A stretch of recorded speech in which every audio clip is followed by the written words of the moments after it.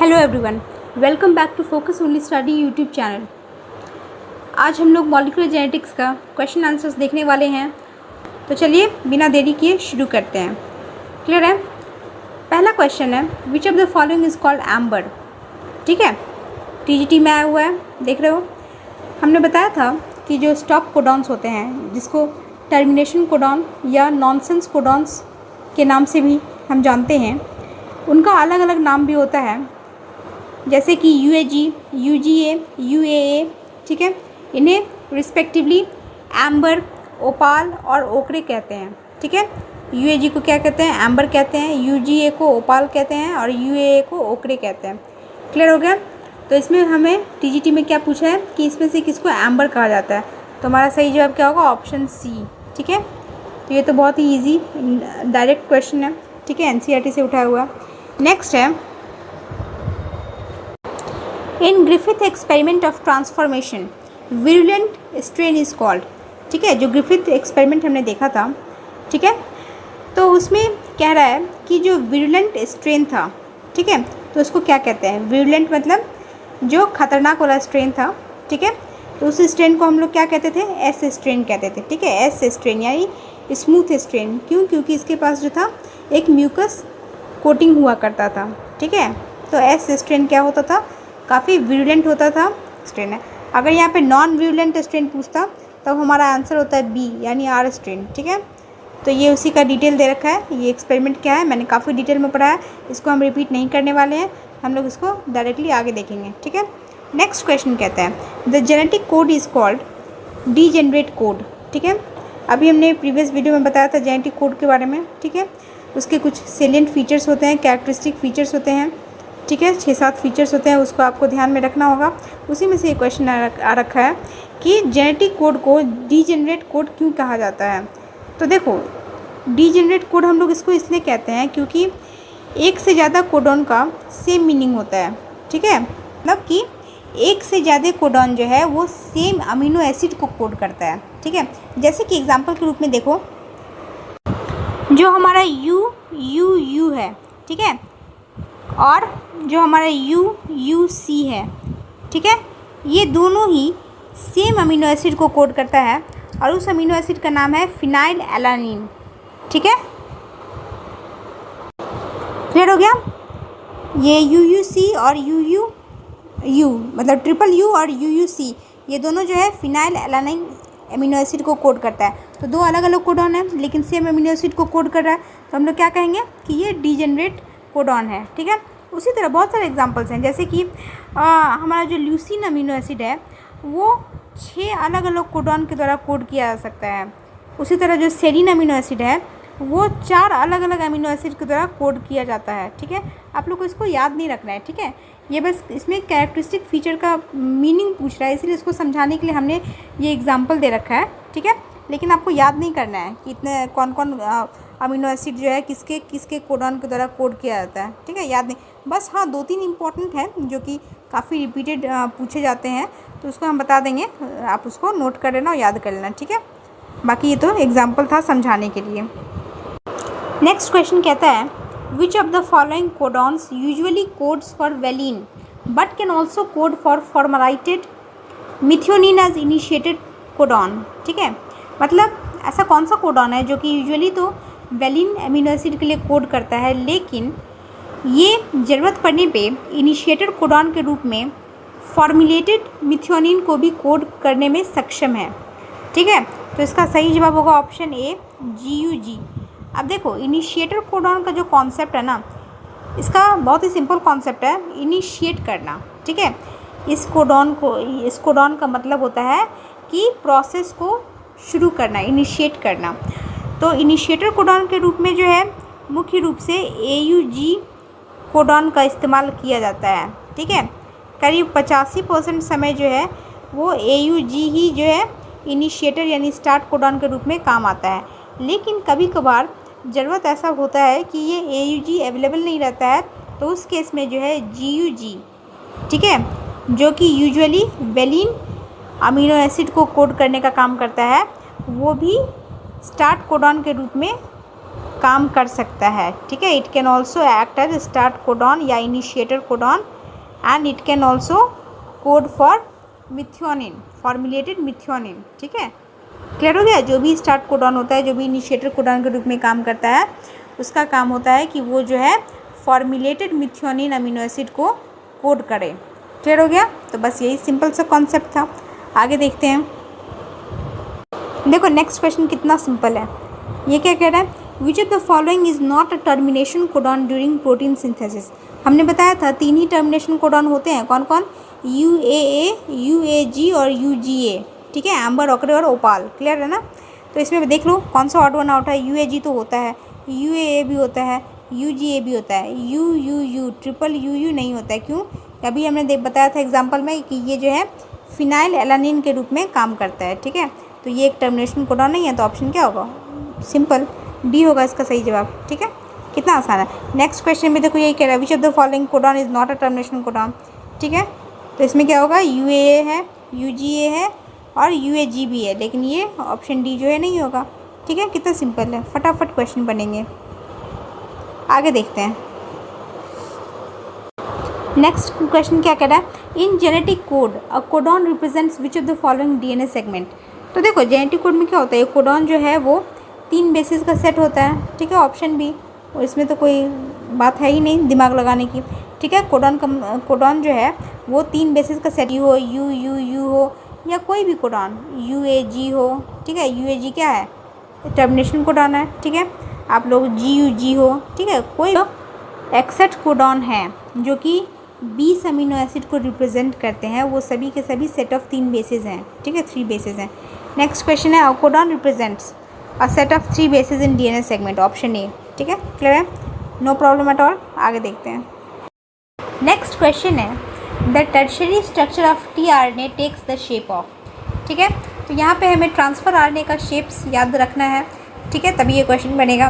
तो देखो tRNA का मुख्य रूप से 3 शेप्स होता है, ठीक है, प्राइमरी स्ट्रक्चर, सेकेंडरी स्ट्रक्चर और टर्शियरी स्ट्रक्चर, जिसमें से हमें एग्जामिनेशन पॉइंट ऑफ व्यू से सेकेंडरी स्ट्रक्चर और टर्शियरी स्ट्रक्चर का शेप याद रखना है, ठीक है।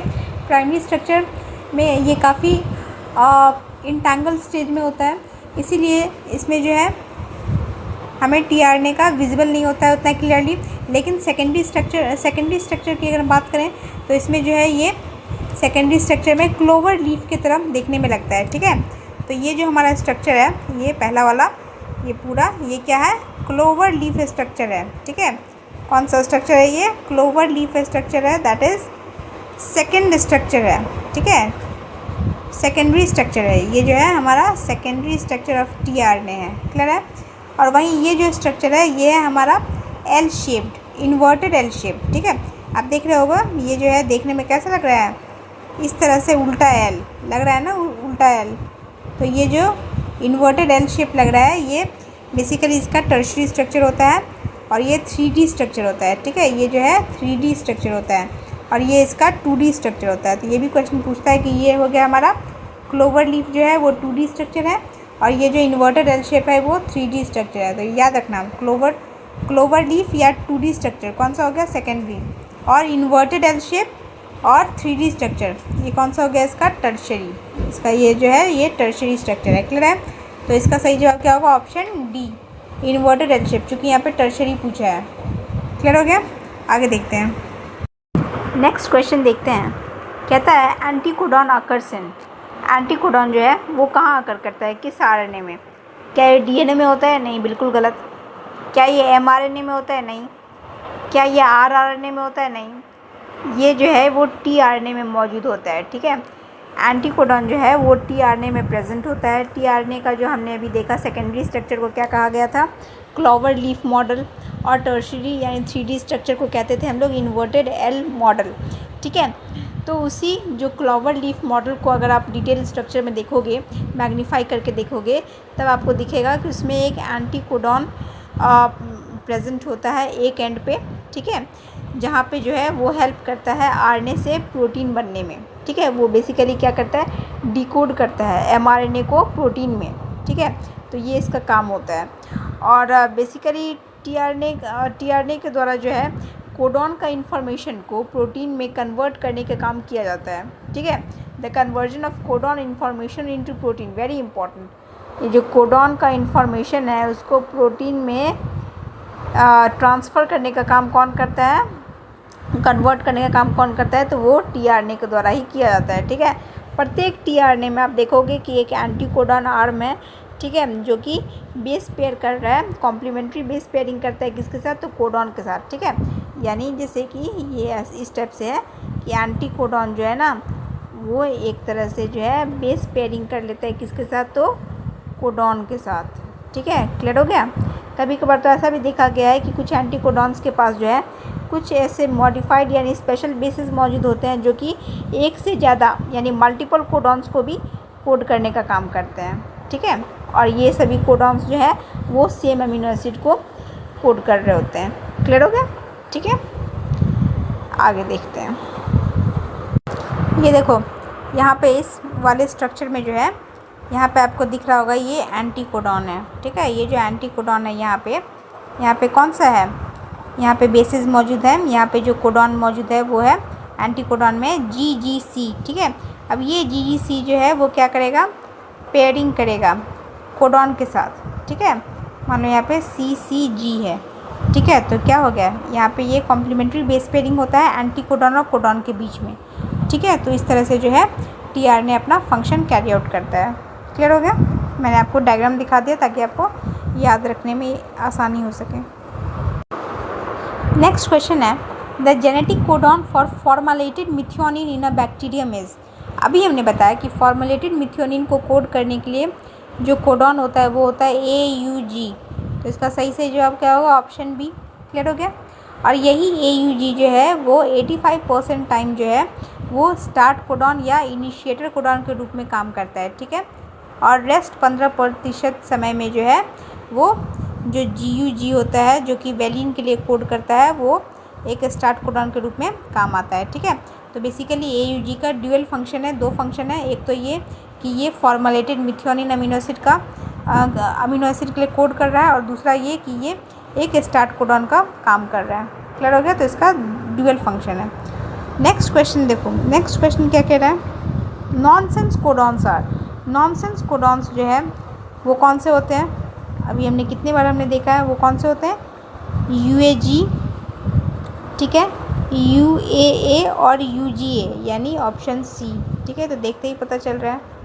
क्लियर हो गया। हमारा ऑप्शन सी जो है इसका सही जवाब होगा, ठीक है। आगे देखते हैं। नेक्स्ट क्वेश्चन कहता है, during transcription the sequence of nucleotides of DNA strand is ATACG, ठीक है। Then the sequence of nucleotides on mRNA, ठीक है। DNA स्ट्रैंड पे ये सीक्वेंस दे रखा है और हमें पूछ रहा है कि mRNA पे सीक्वेंस क्या होगा।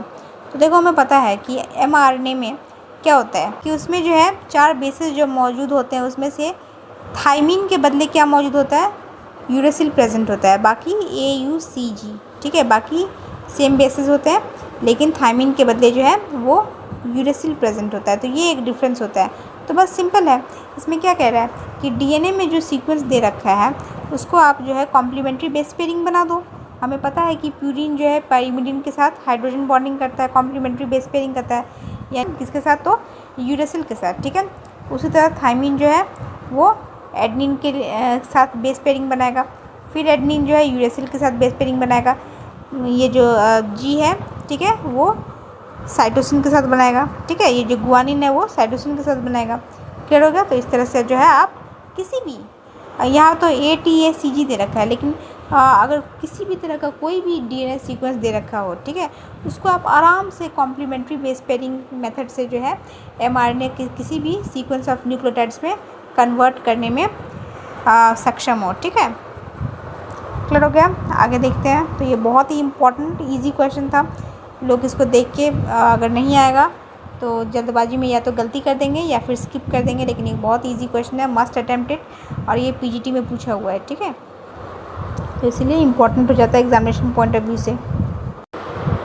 नेक्स्ट क्वेश्चन कहता है, genetic code was deciphered by, ठीक है। जेनेटिक कोड को जो है डेसिफर करने वाले कौन से साइंटिस्ट थे, तो ये थे मार्शल नीरनबर्ग, जिन्होंने 1961 ईस्वी में जो है इन्होंने जेनेटिक कोड को डिसाइफर किया था, डिकोड किया था।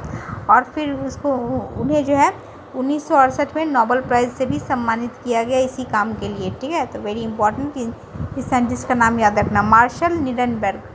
ठीक है, नेक्स्ट क्वेश्चन कहता है out of 64 possible codons how many code for amino acid.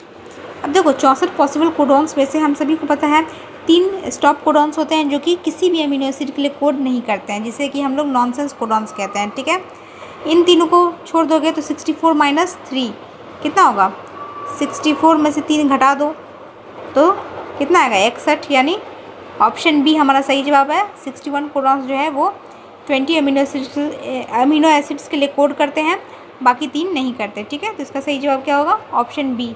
देखो पीजीटी में पूछा हो, कितना अच्छा क्वेश्चन है। नेक्स्ट है द ट्रिपलेट UAG, UAA और UGA।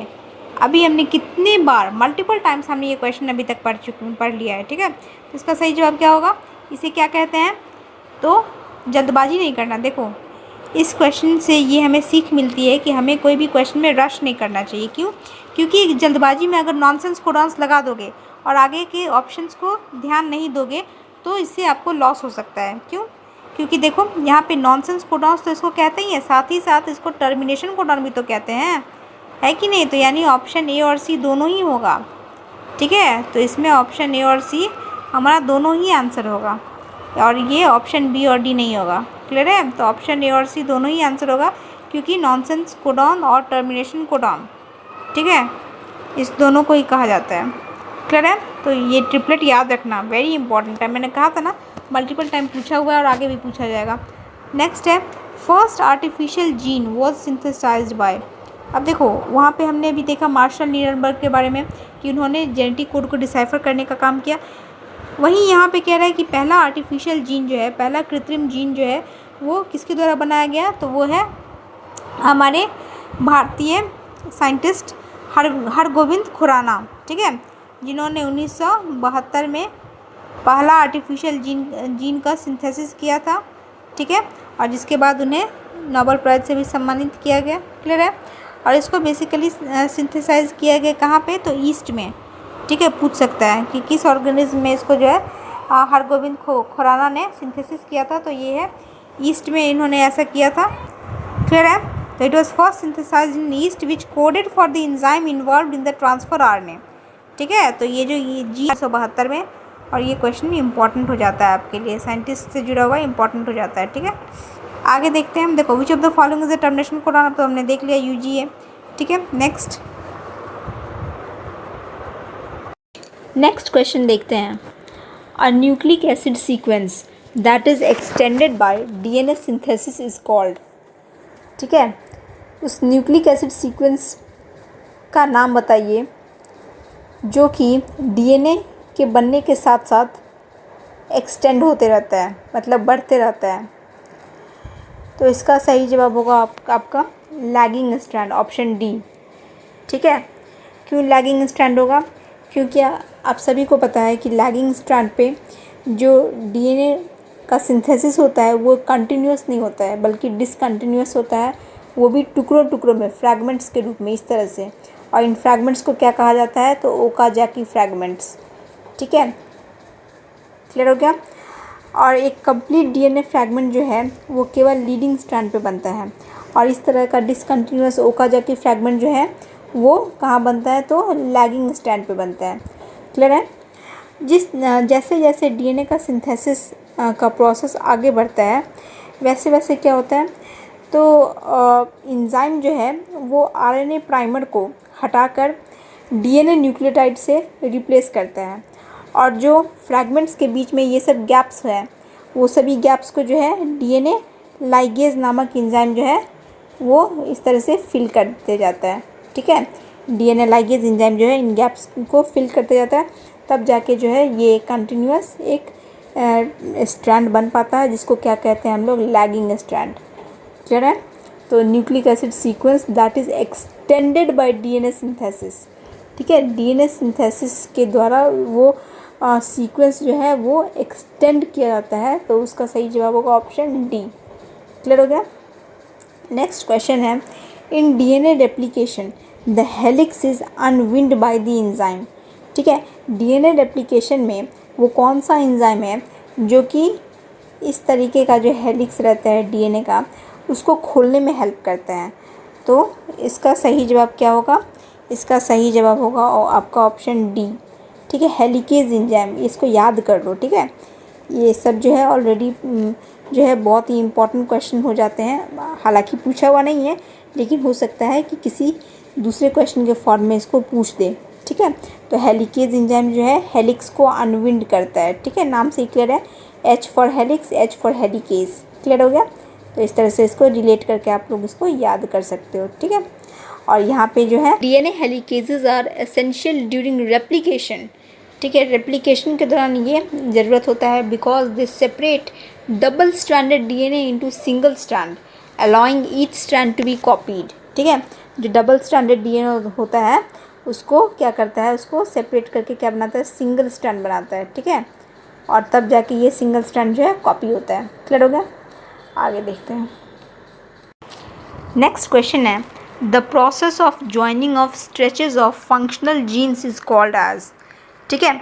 जो फंक्शनल जीन्स है उसको, जैसे ये सब फंक्शनल जीन्स है, ठीक है, इसको जोड़ने का जो प्रोसेस है इस प्रोसेस को क्या कहते हैं? तो इसको कहते हैं जीन मैनिपुलेशन, ऑप्शन बी, ठीक है।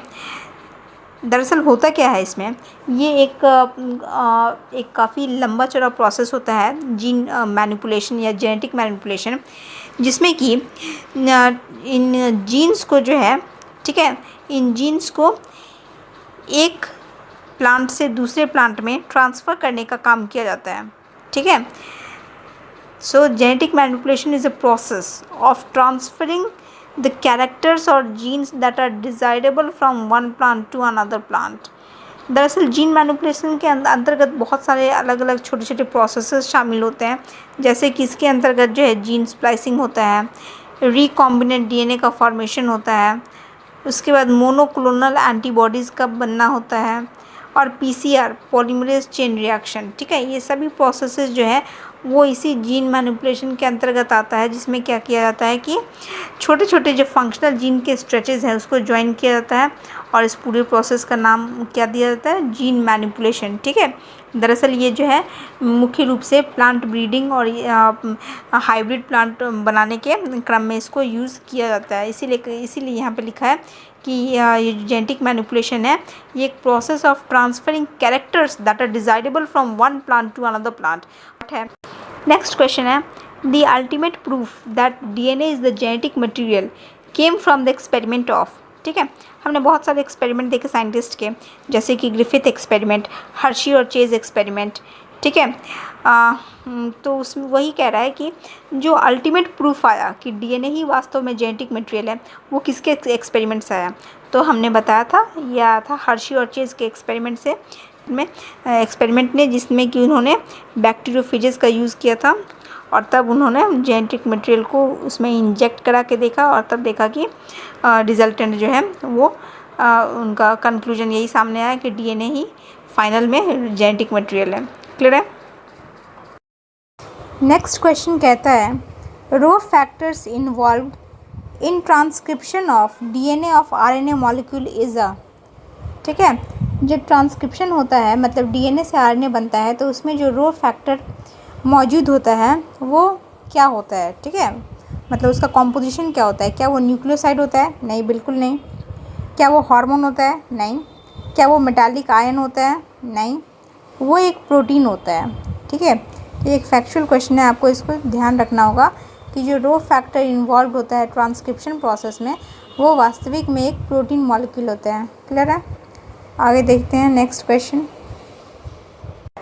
अब देखो, अक्सर ये क्वेश्चन पूछा जाता है एल्बिनिज्म के बारे में कि एल्बिनिज्म होने के पीछे का कारण क्या होता है, ठीक है। तो उसी से रिलेटेड क्वेश्चन है albinism occurs due to one of the following reasons, ठीक है।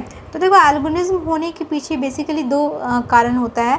एक तो होता है जेनेटिक डिसऑर्डर, ठीक है, और दूसरा होता है मेलानिन पिगमेंट का कमी होना, ठीक है। तो बोथ जेनेटिक डिसऑर्डर और लैक ऑफ मेलानिन जो होगा इसका राइट आंसर होगा।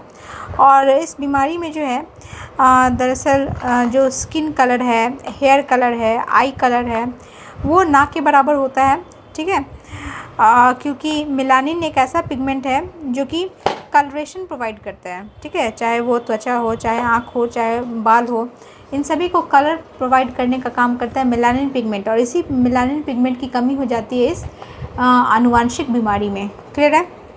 आगे देखते हैं। नेक्स्ट क्वेश्चन कहता है the most stable RNA in animal cell is, ठीक है, सबसे स्टेबल आरएनए कौन सा एनिमल सेल में? हमें पता है कि एनिमल सेल में जो है 3 टाइप्स का जो है आरएनए पाया जाता है मुख्य रूप से, mRNA, tRNA और rRNA, ठीक है। इन तीनों में से सबसे स्टेबल आरएनए जो माना जाता है वो होता है ribosomal RNA, that is rRNA, ठीक है। ये प्राइमरी कंपोनेंट होता है राइबोसोम का, और हमें पता है कि राइबोसोम इन्वॉल्व होता है किस चीज़ में? तो प्रोटीन सिंथेसिस में। क्लियर है? नेक्स्ट क्वेश्चन है पॉइंट म्यूटेशन इन्वॉल्व्स, ठीक है। पॉइंट म्यूटेशन क्या होता है? तो देखो, पॉइंट म्यूटेशन एक तरह का म्यूटेशन होता है जिसमें कि एक सिंगल बेस पेयर में कुछ ऐसा परिवर्तन आ जाता है, कुछ ऐसे चेंजेस आ जाते हैं जिसके कारण क्या होता है कि पूरा का पूरा न्यूक्लियोटाइड सीक्वेंस जो है वो चेंज हो जाता है, ठीक है।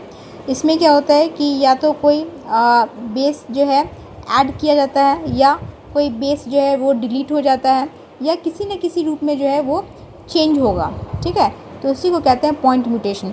और पॉइंट म्यूटेशन बेसिकली दो टाइप्स के होते हैं, ठीक है। एक होता है बेस पेयर और दूसरा होता है फ्रेम शिफ्ट सब्स्टिट्यूशन, ठीक है। एक होता है बेस पेयर सब्स्टिट्यूशन और दूसरा होता है फ्रेम शिफ्ट सब्स्टिट्यूशन। क्लियर है?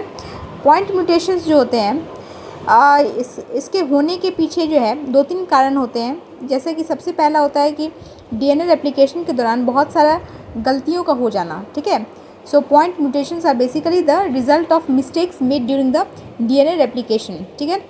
उसके बाद इसके अलावा जो है बहुत सारे रेडिएशंस के एक्सपोजर के कारण भी पॉइंट म्यूटेशंस अराइज हो सकते हैं, जैसे कि एक्सरे हो गया, यूवी रेज हो गया।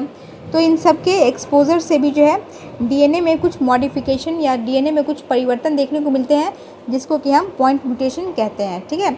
तो point mutation basically involves change in single base pair.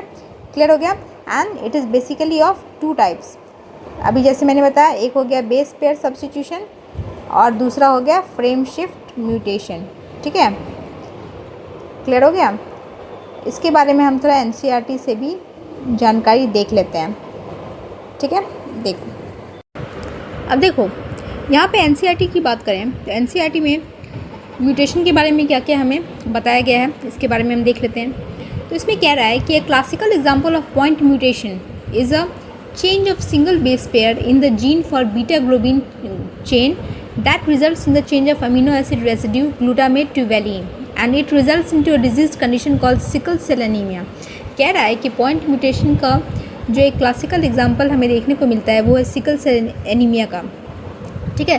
देखो, ये जो सिकल सेल एनीमिया है ये एक जेनेटिक डिजीज़ है जिसमें होता क्या है कि इसमें जो बीटा ग्लोबिन चेन होता है, ठीक है, उस बीटा ग्लोबिन चेन में जो जीन मौजूद होता है उस जीन में एक बेस पेयर जो है वो चेंज हो जाता है, ठीक है। मतलब सिंगल बेस पेयर का क्या होता है?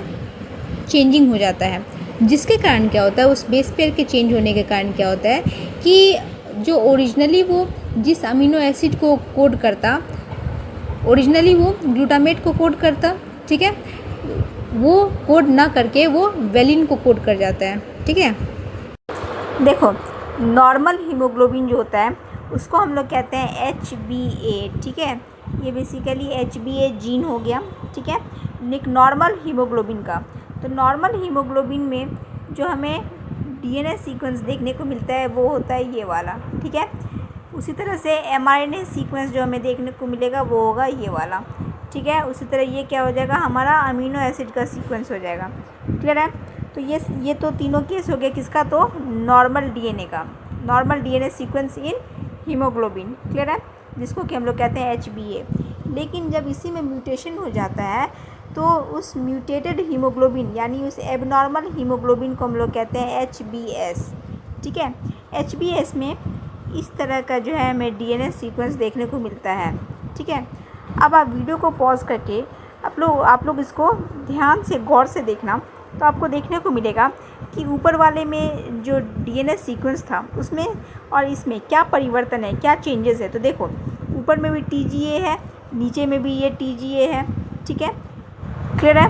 ऊपर में भी GGA है नीचे में भी GGA है, ऊपर में CTC है, नीचे में क्या है CAC। इसका मतलब गड़बड़ी कुछ यहीं पे है कि नहीं। उसके बाद CTC ऊपर में भी है और यहाँ पे भी CTC है।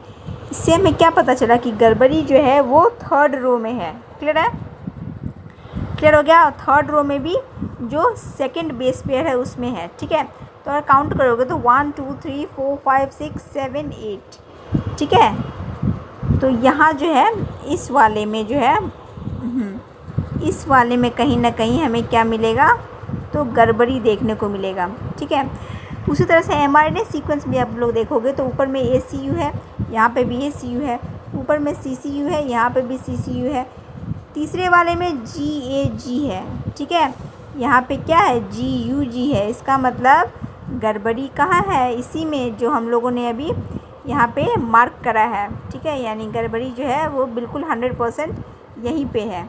ठीक है, उसके बाद इसमें तो ये तो सेम है ही। और अमीनो एसिड के सीक्वेंस में भी थ्रियोनिन, प्रोलीन, ग्लूटामिक एसिड और ग्लूटामिक एसिड बन रहा है। ठीक है, ये नॉर्मल वाले में। इसमें म्यूटेटेड वाले में क्या हो रहा है, तो थ्रियोनिन बन रहा है, ठीक है, प्रोलीन भी बन रहा है, लेकिन यहाँ ग्लूटामिक एसिड के बदले क्या बन रहा है, वेलिन बन रहा है। और यही क्या है, यही हमारा गलती हो गया है किसमें, तो DNA के रेप्लिकेशन के दौरान ये क्या हो गया है, म्यूटेशन में गलती हो गया है। ठीक है, और इसी गलती के कारण क्या हो गया है, चेंजेस हो गया है एक सिंगल बेस पेयर में। ठीक है, यहाँ पे TA होना चाहिए था, तो यहाँ पे क्या AU हो गया है। ठीक है, यहाँ पे ग्लूटामिक एसिड होना चाहिए था, तो यहाँ पे वेलिन हो गया है। ठीक है, और इसी के कारण जो नॉर्मल हीमोग्लोबिन का शेप जो कि राउंड होता है वो सिकल सेल में कैसा हो जाता है, तो इस तरह से हंसुआ की तरफ हो जाता है। ठीक है, सिकल की तरह इसका शेप हो जाता है हीमोग्लोबिन का। ठीक है, क्लियर हो गया। तो यही होता है हमारा पॉइंट म्यूटेशन, जिसमें कि एक सिंगल बेस पेयर में चेंजेस होने के कारण उसका अमीनो एसिड में चेंजेस हो जाता है, जिसके कारण जो है उससे कोड होने वाला कैरेक्टर भी चेंजेस हो जाते हैं, जैसे कि यहाँ पे हुआ है। ठीक है, क्लियर हो गया। एक और बात याद रखना कि ये जो चेंजेस होता है वो होता है बीटा ग्लोबिन चेन के 6th पोजीशन पे।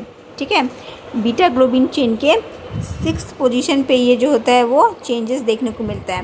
तो ये जो म्यूटेशन होता है वो कहाँ होता है, 6th position of beta globin chain. ये बहुत इंपॉर्टेंट पॉइंट है, इसको ध्यान रखना। क्लियर है। और इसको क्या कहते हैं, पॉइंट म्यूटेशन तो कहते ही हैं, बल्कि इसको और स्पेसिफिकली अगर हम बात करें तो इसको मिस सेंस म्यूटेशन कहते हैं। क्या कहते हैं, मिस सेंस म्यूटेशन कहते हैं। ठीक है, जो कि एक तरह का एक टाइप ही है पॉइंट म्यूटेशन का। क्लियर है। यहाँ पे दूसरे डायग्राम में भी देखो, यहाँ पे जो है DNA सीक्वेंस की अगर हम बात करें तो DNA सीक्वेंस में यहाँ पे T जो है वो A में, ठीक है, नॉर्मल जो होना चाहिए था वो T होना चाहिए था, जबकि सिकल सेल वाले में A हो गया। RNA सीक्वेंस में नॉर्मल में A होना चाहिए था, GAA, तो ये सिकल सेल में क्या हो गया, GUA हो गया।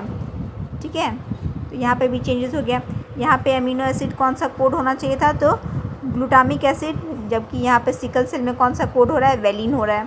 ठीक है, यहाँ पे शेप राउंड होना चाहिए था, तो यहाँ पे शेप कैसा हो रहा है, हंसुआ की तरह हो रहा है, दैट इज़ सिकल शेप हो रहा है।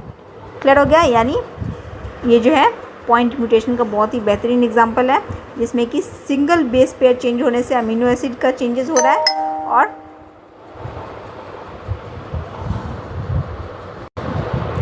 उसके बाद जो है उससे इसका शेप भी चेंज हो रहा है। ठीक है, हीमोग्लोबिन का।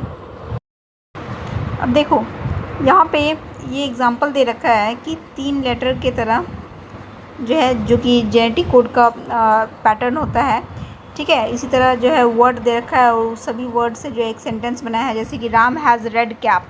ठीक है, तो इसमें जो है बताया गया है किस तरह से डिलीशन और इंसर्शन करके जो है म्यूटेशन हो सकता है, और यहाँ पे ट्रिपलेट वर्ड का रीअरेंजमेंट शो किया गया है। ठीक है, जैसे कि राम हैज़ रेड कैप। ठीक है, इसमें क्या किया गया है, सबसे पहला केस में लेटर बी को इंसर्ट किया गया है। ठीक है, बी लेटर को जब इसमें घुसाते हैं तो क्या होगा, इसमें जो है 3-3 का जो है क्या बनेगा, एक ट्रिपलेट बनेगा। ठीक है, 3-3 का जो है एक ट्रिपलेट कोडॉन की तरह एक ट्रिपलेट बनेगा, वर्ड बनेगा। तो राम हैज़, यहाँ पे बी को हम लोग इंसर्ट किए तो BRE, ठीक है, एक नया ट्रिपलेट बना। उसके बाद ये क्या हो गया, ये बाकी लेटर जो है वो शिफ्ट कर जाएगा, ठीक है, और फिर इधर ये पी लेटर अकेला रह जाएगा। उसी तरह से अगर हम 2 लेटर इंसर्ट करते हैं दूसरे केस में, अगर हम BI 2 लेटर इंसर्ट किए तो क्या हो गया, यहाँ पे जो है BIR, ठीक है, ई जो है और इधर घसक गया, शिफ्ट हो गया, ठीक है। उसी तरह से जो है अगर हम लोग 3 लेटर एक साथ ही इंसर्ट कर दें तब क्या होगा, तब पहले का पैटर्न वही रह जाएगा और बीच में एक नया वर्ड आ जाएगा, ठीक है। Ram has big red cap, clear हो गया। और यही एक्सरसाइज को अगर हम इसको जो है फिर से रिपीट करने को कहा गया है, by deleting the letter RED, बारी बारी अगर हम डिलीट करते जाएं तो एक एक करके जो है तो क्या होगा, इसमें रीअरेंजमेंट हो जाएगा, ठीक है।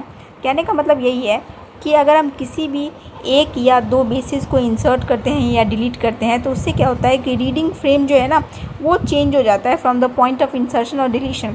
इसी को कहा जाता है फ्रेम शिफ्ट म्यूटेशन, ठीक है। इसी को क्या कहते हैं, फ्रेम शिफ्ट म्यूटेशन। तो वही कह रहा है कि insertion or deletion of 1 or more bases changes the reading frame from the point of insertion or deletion, and these mutations are called as what, frame shift, insertion or deletion mutation, ठीक है।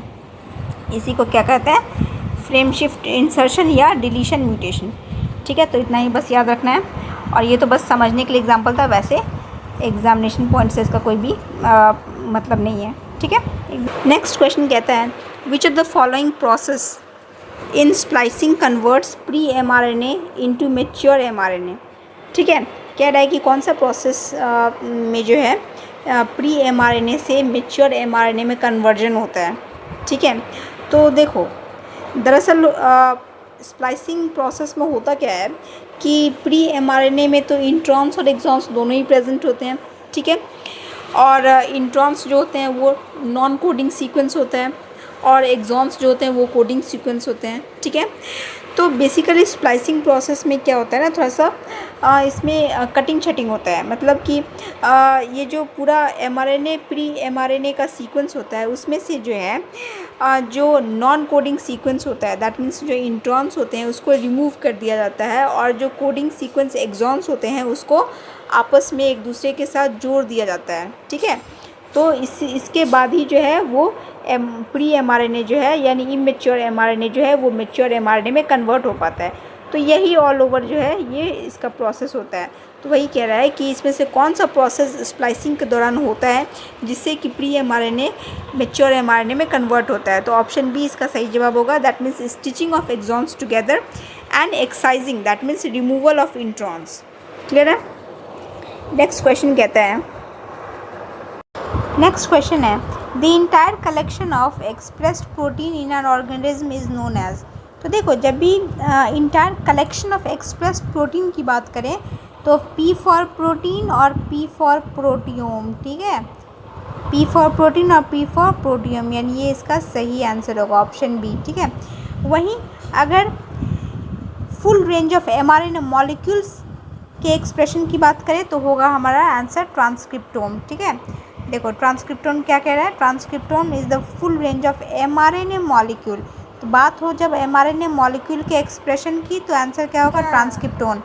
और जब बात हो protein के expression की तो answer हमारा क्या होगा, प्रोटियोम, ठीक है। उसके बाद 2 और टर्म यहाँ पे दिया हुआ है, प्राइमोसोम और पैलिंड्रोम, ठीक है।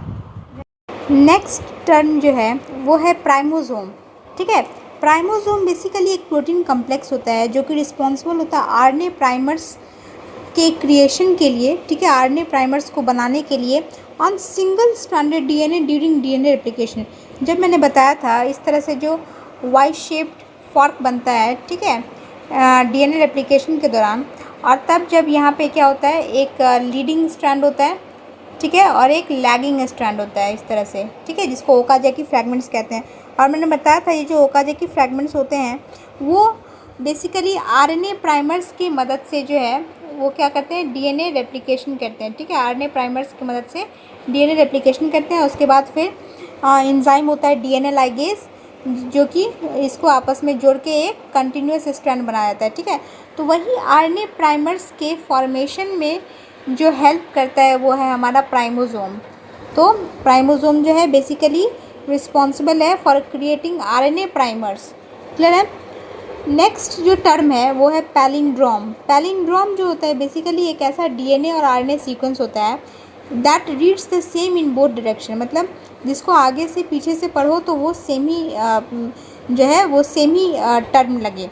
जैसे कि एक एग्जांपल होता है मलयालम, ठीक है, एक वर्ड है मलयालम, मलयालम, ठीक है। अब इस मलयालम को जो है अगर आप इधर से मतलब लेफ़्ट से राइट पढ़ो या राइट से लेफ़्ट पढ़ो, दोनों जो है क्या करेगा, सेम साउंड प्रोड्यूस करेगा, मतलब सेम टर्म जो है हमें प्रोनाउंसिएशन में लगेगा। इधर से भी पढ़ोगे तो मलयालम लगेगा और इधर राइट टू लेफ़्ट भी पढ़ोगे तो मलयालम ही लगेगा, ठीक है।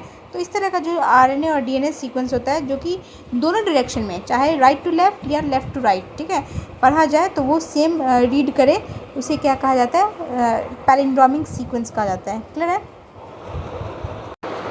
नेक्स्ट क्वेश्चन है which of the following is not directly involve in protein synthesis. Protein synthesis में इसमें से कौन सा डायरेक्टली मतलब सीधे तौर पे इन्वॉल्व नहीं होता है।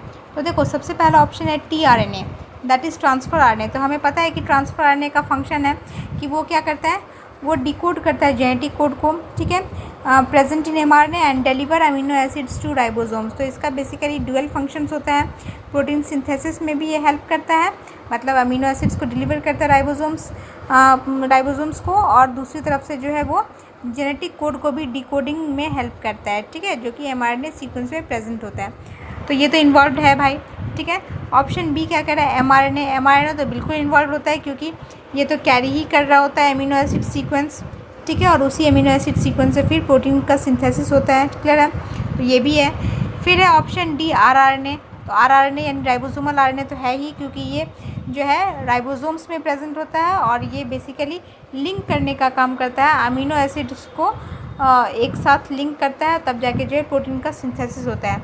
ऑड वन आउट से भी अगर हम जाएंगे, एलिमिनेशन मेथड से भी, तो हमारा जो SNRNA है वो डायरेक्टली इन्वॉल्व नहीं होता है प्रोटीन सिंथेसिस में, ठीक है।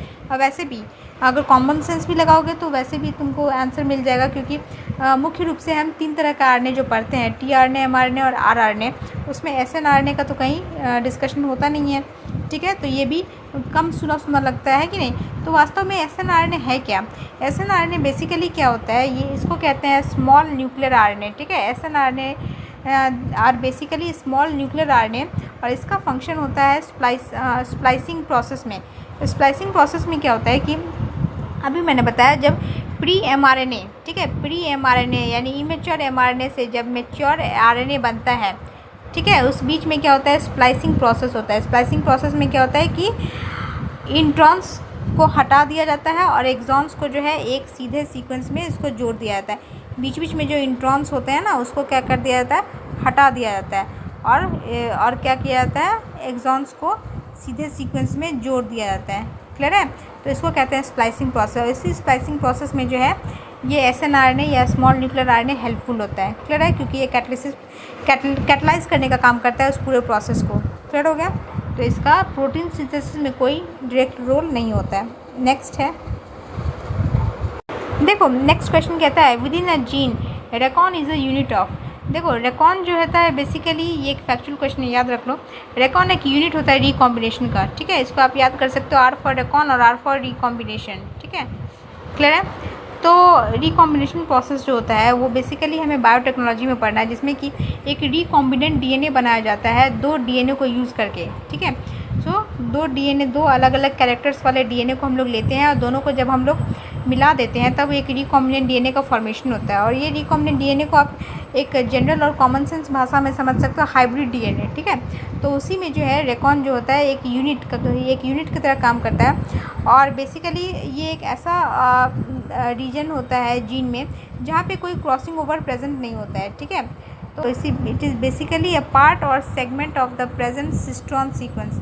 तो इस तरह से तुम याद कर सकते हो कि रिकॉन जो है ये एक पार्ट है किसका, तो सिस्ट्रॉन सीक्वेंस का, ठीक है। सिस्ट्रॉन का एक तरह से ये क्या है, पार्ट है। क्लियर हो गया। और इस टर्म को देने वाले कौन थे, तो एस बेंजर ने ये टर्म दिया था for the smallest recombinant unit. Clear हो गया। And it is a part of cistron. Clear है। नेक्स्ट क्वेश्चन कहता है mitochondrial DNA differs from nuclear DNA in. Mitochondria में भी डीएनए प्रेजेंट होता है, न्यूक्लियस में भी डीएनए प्रेजेंट होता है। तो दोनों में बेसिकली क्या मुख्य रूप से डिफरेंस है? तो मुख्य रूप से डिफरेंस यही है कि माइटोकॉन्ड्रियल डीएनए जो है वो सर्कुलर होता है। ठीक है, माइटोकॉन्ड्रिया में जो डीएनए प्रेजेंट होता है उसमें जो है वो सर्कुलर डीएनए प्रेजेंट होता है, जबकि न्यूक्लियस में जो डीएनए प्रेजेंट होता है वो लीनियर होता है। न्यूक्लियस में कैसा होता है? तो इस तरह से लंबा लीनियर होता है, जबकि माइटोकॉन्ड्रिया में कैसा होता है? तो इस तरह से सर्कुलर होता है। क्लियर है? और भी बहुत सारे यहाँ पे डिफरेंसेस लिस्ट किए गए हैं जिससे कि हम लोग देख लेना चाहिए हमें। चलो देख लेते हैं। सबसे पहला डिफरेंस है कि माइटोकॉन्ड्रियल डीएनए जो होता है वो डबल स्ट्रैंडेड होता है और सर्कुलर होता है। ठीक है, न्यूक्लियर डीएनए ये भी डबल स्ट्रैंडेड होता है लेकिन ये मुख्य रूप से लीनियर होता है। तो यहाँ पे शेप में डिफरेंस आ गया। दूसरा डिफरेंस है कि माइटोकॉन्ड्रियल डीएनए जो है वो मेम्ब्रेन से ढका हुआ नहीं रहता है, मतलब ये not surrounded by membrane, not enveloped bye membrane. लेकिन न्यूक्लियस का जो डीएनए होता है वो न्यूक्लियर मेम्ब्रेन के द्वारा एनक्लोज्ड रहता है। ठीक है, तीसरा है नो बाइंडिंग ऑफ हिस्टोन्स, मतलब माइटोकॉन्ड्रिया में जो है जो डीएनए प्रेजेंट होता है उसमें हिस्टोन्स प्रेजेंट नहीं होते हैं, मतलब हिस्टोन्स के अराउंड वो डीएनए रैप्ड अप नहीं होता है। लेकिन न्यूक्लियस में तो हमें पता है कि न्यूक्लियस में जो डीएनए प्रेजेंट होता है वो हिस्टोन्स के अराउंड जो है वो रैप्ड अप रहते हैं, है ना। आपको याद होगा कि इसमें जो ये हिस्टोन्स रहते हैं उसी के अराउंड जो है वो क्या होता है, डीएनए इस तरह से रैप्ड रहता है। क्लियर है? हमने इसको डायग्राम भी दिखाया था। ठीक है, नेक्स्ट डिफरेंस है सेमी ऑटोनोमस ऑर्गेनेल होता है माइटोकॉन्ड्रिया। हम सबको पता है कि एक सेमी ऑटोनोमस ऑर्गेनेल है। ठीक है, लेकिन न्यूक्लियर डीएनए की अगर हम बात करें तो ये जो है वो कोड करता है सभी प्रोटीन्स के लिए, ठीक है, जो कि इसके फंक्शन के लिए आवश्यक होते हैं। ठीक है, जबकि माइटोकॉन्ड्रियल डीएनए में ऐसा नहीं है। माइटोकॉन्ड्रियल डीएनए में ज़रूरत पड़ने पे ही वो कोड करेगा प्रोटीन को। ठीक है, इस क्वेश्चन कहता है which of the following is known as chemical knives of DNA. ठीक है, ये बहुत ही अच्छा क्वेश्चन है और बेसिकली ये बायोटेक्नोलॉजी से रिलेटेड है, क्योंकि बायोटेक्नोलॉजी में हमें रिस्ट्रिक्शन एंडोन्यूक्लियस एंजाइम के बारे में पढ़ना है, जो कि बेसिकली डीएनए को काटने में और उसको फ्रैगमेंट करने में हेल्पफुल होता है। ठीक है, तो इसका सही आंसर होगा ऑप्शन बी, एंडोन्यूक्लियस। बेसिकली इसको रिस्ट्रिक्शन एंडोन्यूक्लियस एंजाइम के नाम से हम जानते हैं, जो कि हेल्पफुल होता है डीएनए को रिस्ट्रिक्शन साइट के पास जो है वो क्या करता है, कट करने में सक्षम होता है। ठीक है, कहीं जो उसका रिस्ट्रिक्शन साइट होता है वहाँ पे ये डीएनए को कैंची की तरह काट देता है। ठीक है, तो एक तरह से कह सकते हो कि लैब में रखा कैंची है ये रिस्ट्रिक्शन एंडोन्यूक्लियस। क्लियर है? और ये बेसिकली करता क्या है, काटने का मतलब ये है कि ये डीएनए में प्रेजेंट फॉस्फोडाइस्टर बॉन्ड को क्लीव कर देता है। ठीक है, फॉस्फोडाइस्टर बॉन्ड को ब्रेक कर देता है। उससे क्या होता है कि डीएनए वहाँ से टूट जाता है। क्लियर है? ये देखो यहाँ पे इसका एक्सप्लेनेशन दे रखा है। ठीक है, इसको आप लोग पढ़ लो। क्लियर है? तो इसको आप लोग पढ़ लेना। ट्रेडिशनली इसमें दिया हुआ है कि 4 तरह का रिस्ट्रिक्शन एंजाइम्स देखने को मिलता है, 1, 2, 3 और 4। ठीक है, उसका डिटेल बेसिकली बायोटेक्नोलॉजी में हमें पढ़ना है। ये आप लोगों ने पढ़ा भी होगा क्लास 12 की एनसीईआरटी में। क्लियर है? नेक्स्ट क्वेश्चन है which of the following has anticodon. Anticodon किस में होता है? तो देखो एंटीकोडॉन जो है वो ट्रांसफर आरएनए यानी सीआरएनए में पाया जाता है एंटीकोडॉन। ठीक है, टीआरएनए में ये एंटीकोडॉन जो होता है वो बेसिकली एक यूनिट होता है ऑफ 3 न्यूक्लियोटाइड्स। ठीक है, मैंने दिखाया भी था शायद स्ट्रक्चर टीआरएनए का, है कि नहीं। इसका जो सेकेंडरी स्ट्रक्चर होता है वो क्लोवर लीफ मॉडल का होता है और टर्शरी स्ट्रक्चर जो होता है वो इन्वर्टेड एल होता है। ठीक है, तो उसमें आपने देखा होगा एंटीकोडॉन लूप होता है। ठीक है, वो लूप में जो है 3 न्यूक्लियोटाइड्स प्रेजेंट होता है। वो 3 न्यूक्लियोटाइड्स कोरिस्पॉन्ड करते हैं 3 बेसिस को। ठीक है, ऑफ एमआरएनए कोडॉन। ठीक है, और ये जो एंटीकोडॉन होता है वो टीआरएनए के एक एंड पे प्रेजेंट होता है और अलाउ करता है टीआरएनए को कि वो जो है अमीनो एसिड को रीड करे। ठीक है, और रीड करके जो है उसको लाइन अप करे with mRNA during protein production, protein के प्रोडक्शन के दौरान। तो एंटीकोडॉन्स बेसिकली इसीलिए ज़रूरी होता है ताकि वो जो है कंप्लीट कर सके किस चीज़ को, तो process of turning the information stored in DNA into functional protein. तो बेसिकली ये एक एडाप्टर मॉलिक्यूल होता है टीआरएनए, जो कि हेल्पफुल होता है डीएनए में स्टोर्ड इन्फॉर्मेशन को फंक्शनल प्रोटीन में तब्दील करने के लिए। ठीक है, उसको कन्वर्ट करने के लिए। ठीक है, टीआरएनए के बारे में कुछ और इन्फॉर्मेशन हम देख लेते हैं जो कि एनसीईआरटी में दे रखा है। क्लियर है? क्योंकि ये एक इंपॉर्टेंट क्वेश्चन हो जाता है। ठीक है, तो इसको आप याद रखना कि टीआरएनए में एंटीकोडॉन होता है। क्लियर है? एनसीईआरटी में हम देख लेते हैं टीआरएनए के बारे में क्या बताया गया है। देखो, फ्रांसिस क्रिक ने कहा था कि जेनेटिक कोड को रीड करने के लिए और उसको अमीनो एसिड से लिंक करने के लिए कोई मैकेनिज़्म होना चाहिए। उन्होंने ये भी कहा कि एक एडाप्टर मॉलिक्यूल का होना ज़रूरी है जो कि एक तरफ से कोड को रीड भी करें और दूसरी तरफ से अमीनो एसिड के साथ वो बाइंड भी करते जाएं। जब ये सब बातें हो रही थी, जब इन सभी का डिस्कशंस चल रहा था, तो उस समय टीआरएनए की डिस्कवरी हो चुकी थी। इनफैक्ट टीआरएनए को उस समय सॉल्युबल आरएनए यानी एसआरएनए के नाम से जानते थे लोग, और इसकी डिस्कवरी जो है जेनेटिक कोड से काफ़ी पहले हो चुकी थी। लेकिन टीआरएनए एक एडाप्टर मॉलिक्यूल के रूप में काम कर सकता है, उसका फंक्शन एक एडाप्टर मॉलिक्यूल के रूप में हो सकता है, इसकी पुष्टि नहीं हुई थी।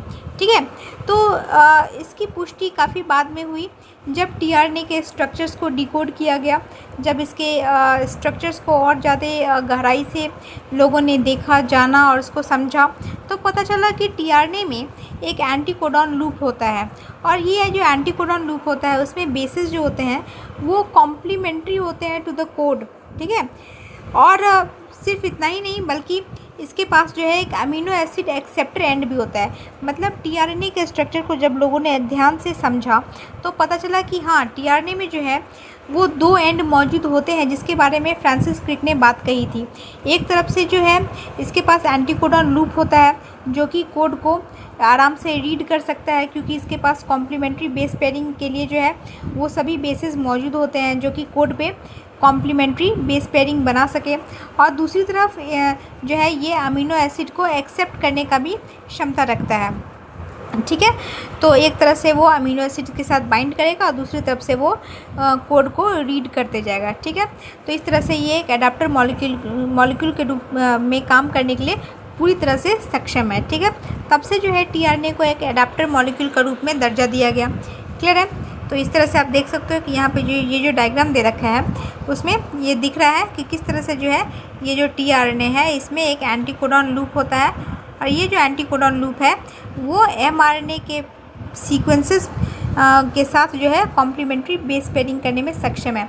जैसे कि देखो यहाँ पे क्या है, ए है, तो यहाँ पे एमआरएनए पे यूरेसिल के साथ कोड कर रहा है। ठीक है, मतलब बेस पेयरिंग कर रहा है। उसी तरह जो है एमआरएनए पे जो ए है तो यहाँ पे यू है। ठीक है, इस पे सी है तो इस पे जी है। तो इस तरह से आराम से जो है क्या हो रहा है, बेस पेयरिंग बना पा रहा है। उसी तरह से यहाँ पे भी जो है क्या हो रहा है, यू है तो ए है। ठीक है, यू के साथ ए बेस पेयरिंग बना रहा है, सी के साथ जी बना रहा है, ए के साथ यू बना रहा है। ठीक है, तो इस तरह से जो है एंटीकोडॉन लूप क्या कर रहा है, तो ये आराम से जो है बेसिस के साथ कॉम्प्लीमेंट्री बेस पेयरिंग कर पा रहा है। ठीक है, मतलब कोड जो एमआरएनए पे प्रेजेंट है उसको रीड करने में सक्षम है।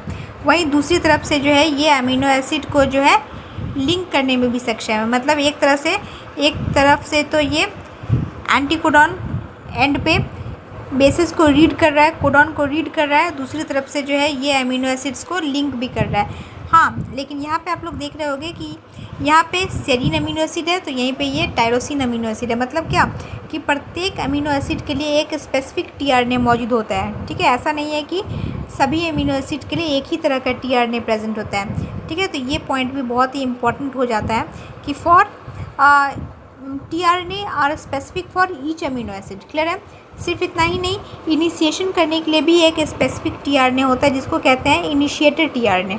ठीक है, हालांकि इसमें स्टॉप कोडॉन्स के लिए कोई टीआरएनए मौजूद नहीं होता है। मतलब इनिशिएट करने के लिए तो होता है मौजूद, दैट इज़ इनिशिएटर टीआरएनए, लेकिन उस प्रोसेस को रोकने के लिए कोई स्पेसिफिक टीआरएनए प्रेजेंट नहीं होता है। ठीक है, और सेकेंडरी स्ट्रक्चर जो यहाँ पे दिख रहा है हमें, ये क्या है, ये इसका सेकेंडरी स्ट्रक्चर है, दैट इज़ 2 डिग्री स्ट्रक्चर है। ठीक है, सेकेंडरी स्ट्रक्चर है, और ये हो गया इसका क्लोवर लीफ मॉडल स्ट्रक्चर। लेकिन एक्चुअल स्ट्रक्चर जो है that is the 3D model जो है वो क्या होता है, इसका इन्वर्टेड एल होता है। क्लियर है, इन्वर्टेड एल होता है। तो इतना बात याद रखना ज़रूरी है टीआरएनए के बारे में। क्लियर है, एग्जामिनेशन पॉइंट ऑफ व्यू से इतना इम्पॉर्टेंट हो जाता है। नेक्स्ट वीडियो में हम लोग देखेंगे बाकी कुछ बचे कुछ क्वेश्चंस। ठीक है, और ठीक है, होपफुली जो है कल तक आ जाएगा नेक्स्ट वीडियो भी।